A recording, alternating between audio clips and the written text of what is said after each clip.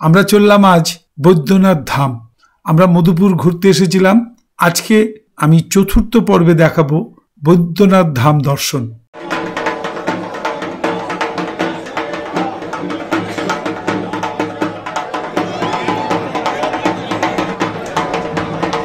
আমাদের খুবই ভালো লেগেছে। আমাদের বিভিন্ন অভিজ্ঞতার কথা আজ আমি এই এপিসোডে আমি আপনাদের সঙ্গে শেয়ার করব। চলুন যাই বৈদ্যনাথ ধাম।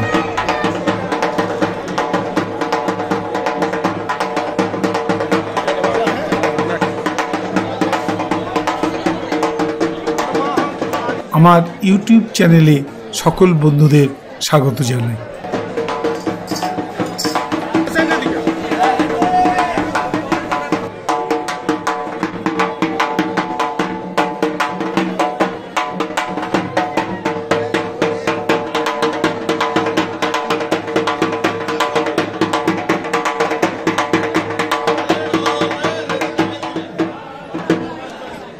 খুবই আনন্দের সাথে সকালবেলা আমরা বেরিয়ে পড়লাম। আমরা উঠেছিলাম শেঠ হেরিটেজ গেস্ট হাউসে। আমরা দ্বিতীয় দিন বৈদ্যনাথের দর্শন করবার জন্য বেরিয়ে পড়লাম। তাই সুন্দর রাস্তা দিয়ে আমাদের গাড়ি এগোতে লাগলো।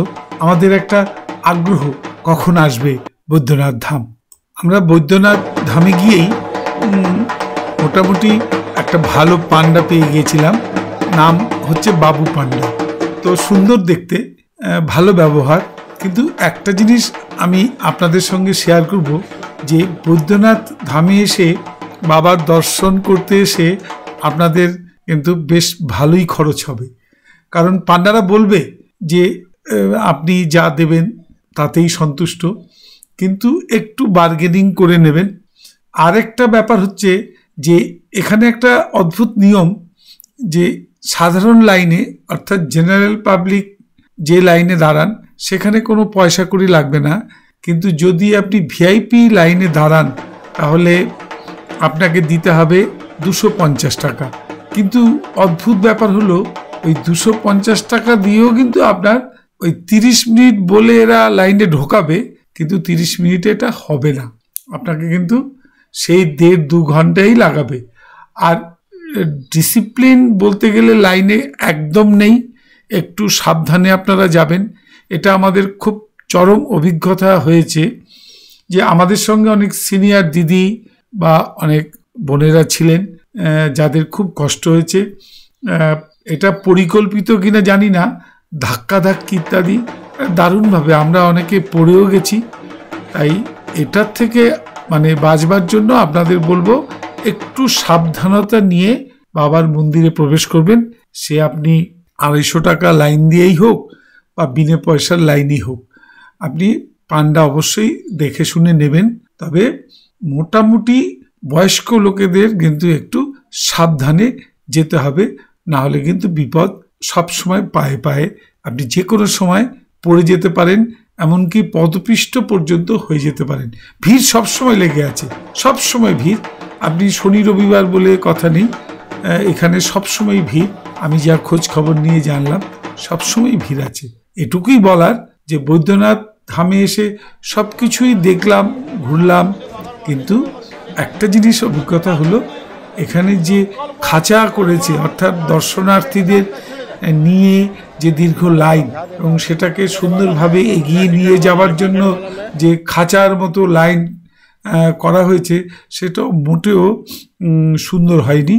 সেই ধাক্কাধাক্কি ইত্যাদি সব সময়, এবং অনেকেই পড়ে গেছেন। বয়স্ক লোকেদের তো সবসময় বিপদ। এই ব্যাপারটাই আমি বলবার জন্য আমি আপনাদেরকে একটু সাবধান করে দিলাম। দেখবেন যেন বয়স্ক লোকেরা পড়ে না যায়। মধুপুর থেকে যদি আপনি বৈদ্যনাথ ধাম ঘুরতে চান তাহলে একটু গাড়ি ভাড়া বেশি পড়ে যায়। আর কেবলমাত্র যারা বৈদ্যনাথ ধামই ঘুরবেন তারা কিন্তু মধুপুর দিয়ে না এলেও চলবে, কারণ এটা একটু দূরত্ব বেশি পড়ে যায়। আপনারা ওই চৌষিডি হয়ে আসতে পারেন।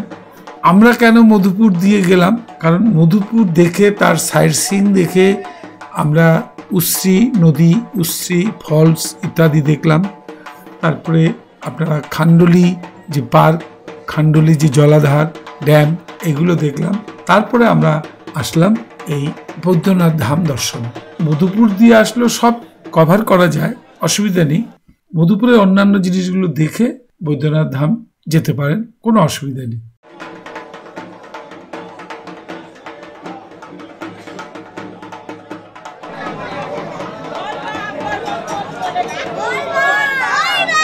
আমরা প্রথমেই বাবু পান্ডার সঙ্গে যোগাযোগ করে তিনি আমাদের একটি পরিচিত দোকানে নিয়ে গেলেন।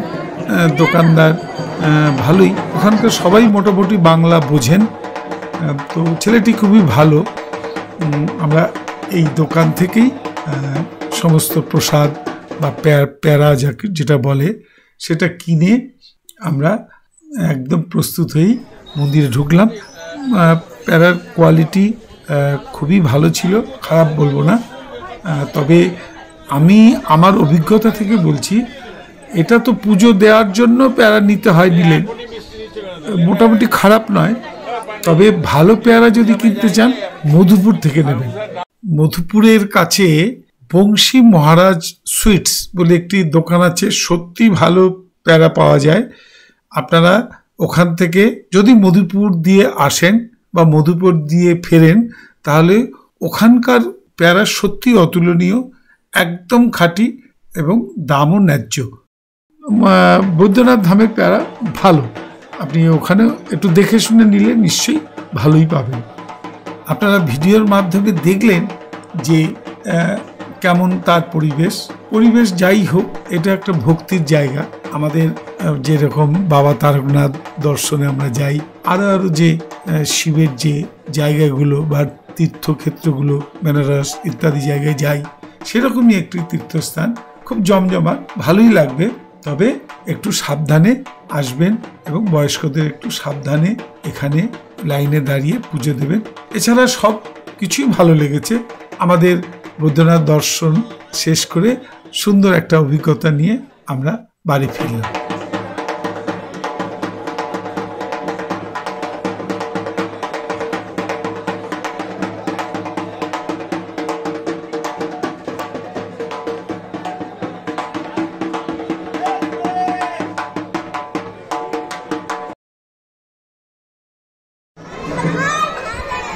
बोलो बोलो हर हर महादेव।